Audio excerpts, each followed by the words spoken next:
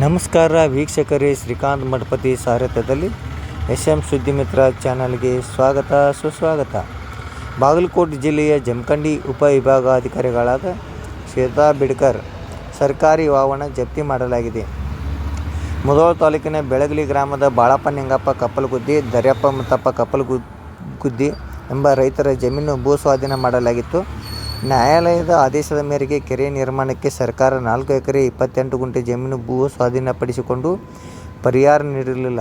ಕಚೇರಿಗೆ ಅಲೆದು ಸುಸ್ತಾಗಿ ರೈತರು ನ್ಯಾಯಾಲಯದ ಮೊರೆ ಹೋಗಿ 43,33,306 ರೂಪಾಯಿ ಪರಿಹಾರ ನೀಡುವಂತೆ ಜಮಖಂಡಿ ಹಿರಿಯ ದಿವಾಣಿ ನ್ಯಾಯಾಲಯ ಆದೇಶ ಮಾಡಿತ್ತು. ನ್ಯಾಯಾಲಯದ ಆದೇಶದ ಬಳಿಕವೂ ಪರಿಹಾರ ನೀಡದ ಅಧಿಕಾರಿಗಳು, ಹೀಗಾಗಿ ಅಧಿಕಾರಿಗಳ ವಾಹನ, ಕಚೇರಿ, ಪೀಠೋಪಕರಣಗಳ ಸೇರಿದಂತೆ ಚರಾಸ್ತಿ ಮುಟ್ಟುಗೋಲಿಗೆ ಕೋರ್ಟ್ ನೀಡಿರುವುದರಿಂದ ಜಪ್ತಿ ಮಾಡಲು ಬಂದಾಗ ಉಪವಿಭಾಗಾಧಿಕಾರಿಗಳು ಕಚೇರಿ ಬೀಗ ಹಾಕಿರುವುದರಿಂದ ಎಸಿ ಅವರು ವಾಹನವನ್ನು ಜಪ್ತಿ ಮಾಡಲು ಹೋದಾಗ ಕೀಲಿಕೈ ನೀಡದ ಕಾರಣ ವಾಹನವನ್ನು ವಾಹನ ಮುಖಾಂತರ ಎಳೆದುಕೊಂಡು ಹೋದರು. ಈ ಸಮಯದಲ್ಲಿ ನ್ಯಾಯಾಲಯದ ಸಿಬ್ಬಂದಿ ಹಾಗೂ ನ್ಯಾಯವಾದಿಗಳು ಇದ್ದರು. ವರದಿ ಶ್ರೀಕಾಂತ್ ಮಠಪತಿ.